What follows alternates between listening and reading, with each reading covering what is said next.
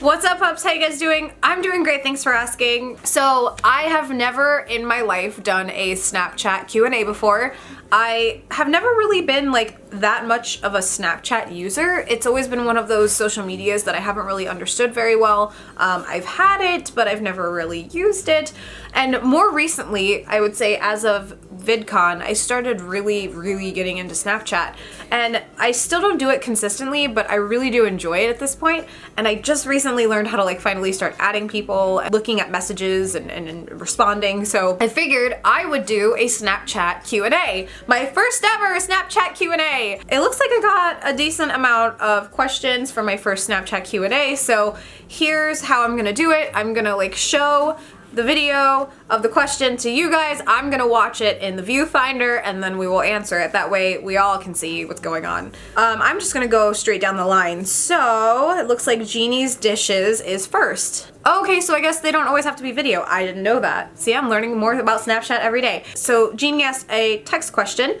Any suggestions on how to get more subscribers on a YouTube channel besides networking on Facebook, Twitter, Snapchat, and Instagram? Any suggestions would be appreciated. Thanks. This is definitely a question that I think anyone with a YouTube channel struggles with, but gaining more subscribers has a lot to do with consistency and personality and types of videos. So personally, I've been more so getting into reaction type videos where I watch a movie trailer and I react to it. That is actually driving a lot of new subscribers to my channel. Now, here's the one thing I will say about that. When you have a channel like mine where you do a lot of different things and you gain subscribers based off of one type of video that you made, you have to understand that the people that subscribe for that video expect those type of videos.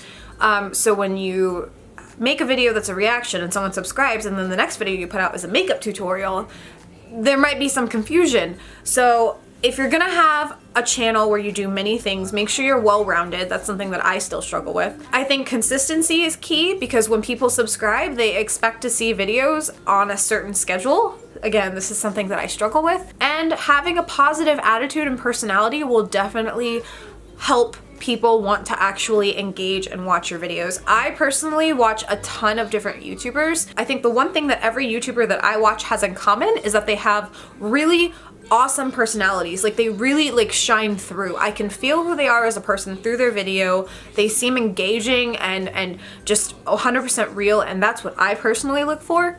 So I feel like taking all of that into consideration, it can definitely help drive your numbers up when it comes to views and subscribers. Hope that helps.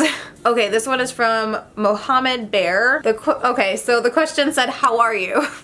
I'm good, thanks. This one's from Friggin' Rights 186. What inspired you to get into YouTube? So I've talked about this briefly before, but when I first made a YouTube channel, it was literally to keep in contact with friends of mine who were in Florida while I was vacationing in Utah with my grandparents. So I made a channel to just talk to them because I was having phone issues and I couldn't get my calls to go through with them, so I figured, hey, let me put a video on the internet and they'll watch it. And then as I was uploading on YouTube, I started watching other YouTubers like Live Lava Live and Mika Kitty and Shane Dawson, and I suddenly realized that there was a whole other world that I didn't know existed, and so I would watch these people and then I would be inspired to make my own videos, and that's pretty much how it started. I got inspired by other vloggers. Okay, this is from Felipe. I have never till now picked a My Disney Experience character. Go with the flow. I don't know. I don't really know if that was a question. I'm a little confused. I don't know what My Disney Experience is. Is that like a website where I can pick a character? If so, leave it in a comment and I'll pick one because I don't really know what that is. The question is, have you seen the Series 4 trailer for Sherlock? And if you haven't, I will tweet you the link. Oh, okay, so that was Mark, and I have not seen the Series 4 trailer for Sherlock, and I did see that you tweeted me the link, and it's actually one of the videos that I'm filming shortly after this Q&A video, so I'll definitely be watching it, and you'll definitely find out how I felt about it. Okay, so Jessica asked, what color do you plan on doing next? Okay, so for right now, I'm totally gonna stay pink. I know it's like super faded and it's kind of blonde in some areas right now. I haven't dyed it in about 2 months, but I actually am dyeing it next weekend, so it'll be pink again. But I think the color that I'm gonna actually do after pink is going to be a blue color, like a teal blue. I don't know when I'm gonna do it. I really am enjoying pink right now, and I kind of want to stay pink for a little while, but I definitely think that my next color is gonna be like a teal blue. Okay, the next question is from Jay. Hi Kayleigh, my question is, would you ever want to be in a film that I make, where I direct you, and if so, what would you like to play? That's a really cool question. So I actually follow Jay on Snapchat, and she is amazing. I love watching her snaps. She has all sorts of incredible lighting snaps and filming snaps. And yes, I would love to be in something that you direct. That would be awesome. I've been in plays when I was in middle school and elementary school and high school, and I've done acting on the side for a couple things in college, but I've never actually done any acting on camera. Like I've been in skits and stuff, but I don't really think skits are the same because that's kind of like a go with the flow YouTube type thing. I would honestly be up for playing any type of character, a villain, a hero, a protagonist, antagonist, anything. I'm pretty well-rounded when it comes to acting. I've been doing it since I was in elementary school, and I still, to this day, want to be an actress so bad. So I've really never had the opportunity to play that many characters, but I feel like I would be up for playing any type of character. This next question is from Brady. Brady asks what my favorite Harry Potter book and movie are. So favorite movie is definitely Half-Blood Prince. Favorite book is definitely Half-Blood Prince. I'm like 100% on board with Snape, and I just love the book and the movie so much. I feel like they did such a good job with the movie adaptation of the book. Hands down, they'll always be my favorite. But I'm gonna go ahead and spin it and do my second favorite. My second favorite book is Sorcerer's Stone, but my second favorite movie is Deathly Hallows Part 2. So there's where it gets a little different. It's like I really like the first book, but I really like the last movie, so. All right, the next question comes from Goon2739. If you could assemble your own Avengers, who would be in it? Also, have you seen Legends of the Hidden Temple trailer? What? No, I have not seen Legends of the Hidden Temple trailer. What do you even mean? Is that a movie coming out? Because stop it right now. I watched that show when I was little. I went to the Legends of the Hidden Temple area in VidCon. I got my Green Monkey shirt. Don't even start. I have to check that out. And if I could assemble my own Avengers, who would it be? So I'm gonna go with a base count of 4. I think if I could assemble my perfect Avengers team, Captain America, Scarlet Witch, Winter Soldier, Vision. I know that's really weird, and some of them are Avengers, but I really think Captain America is fantastic. I really like the Scarlet Witch, and I think her powers add something tremendous to a group. I'm just a huge fan of Bucky, and I love Winter Soldier, and Vision is just fantastic, so those 4 would be my, like, ideal Avengers team. Okay, the next snap comes from Dan VZ. How do you see yourself in 5 years? 5 years, in 5 years, I'm gonna be 33 years old, which is gross. So how do I see myself in 5 years? I would hope in 5 years I'm not living in Florida. I'm doing something in relation to acting in film or TV. I would hope at that point my YouTube channel will be a little bit more stable. I still see myself doing YouTube. I don't know if I see myself with children because I've never really wanted children.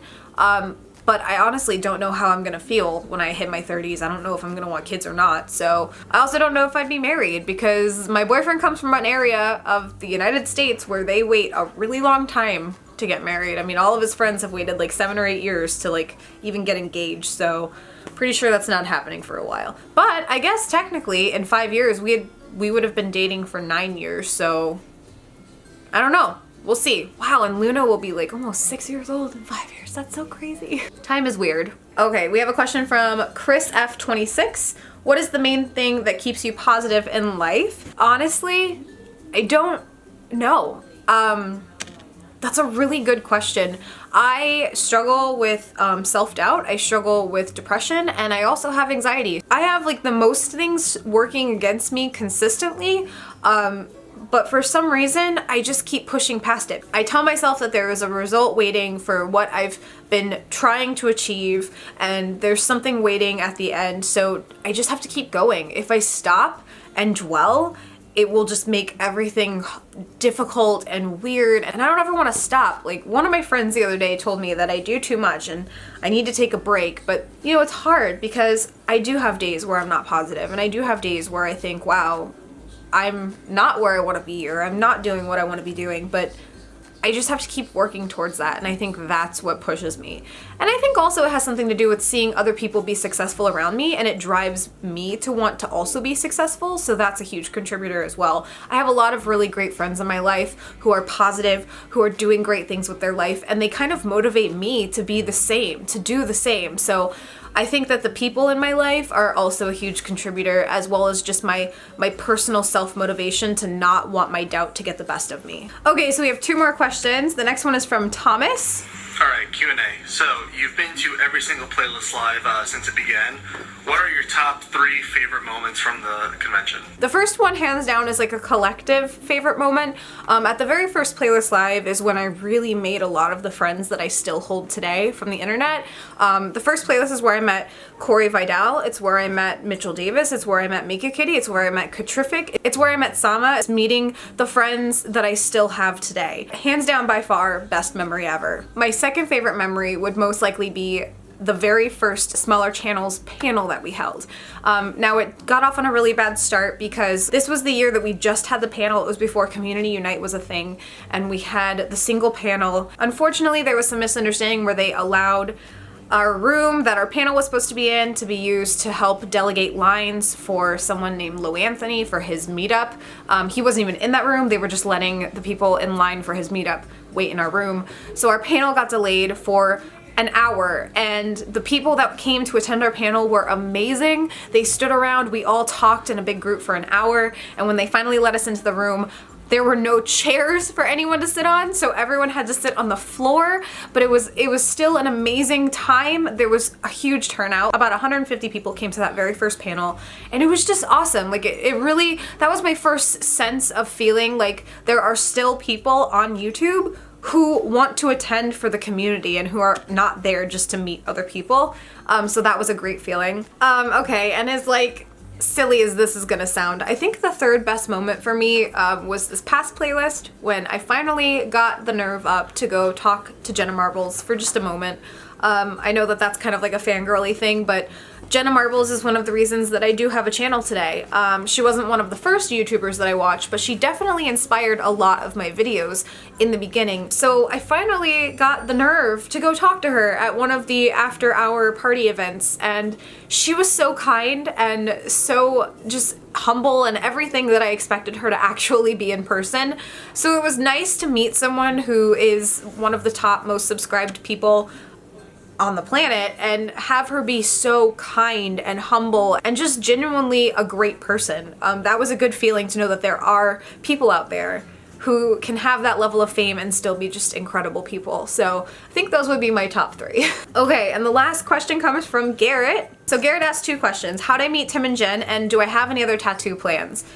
So I actually met Tim and Jen at Playlist Live, the very first one. I was sitting down on the ground talking to Jax Films, and they came up and started talking to Jax Films, and we said hello to each other. We met, but we didn't actually become friends until we all attended a haunted Orlando ghost tour. That's kind of when we became friends, and our friendship really spouted off from that moment. And do I have any other tattoo plans? Yes, I have a ton of tattoo plans. I think my next tattoo, but it depends on how it goes, will be my Patronus tattoo.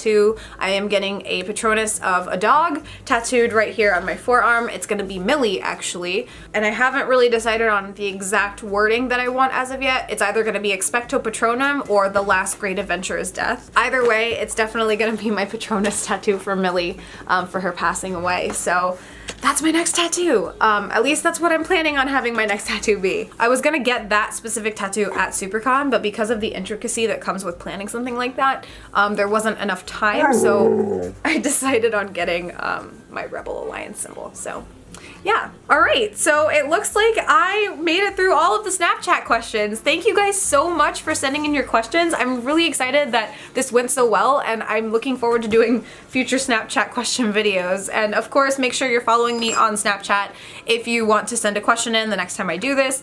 I'd like to try to do it once a week. I think it would be really cool to have like a Snap Q&A once a week. If you like this video, please give it a thumbs up. If this is the first video that you're seeing of mine, hi, I'm Kayleigh. You should subscribe by hitting that red button right down below, and we can become best friends forever. Links to my Twitter, Tumblr, Facebook, and Instagram are also down below. I'll see you guys in a few days with another video. Bye, everyone.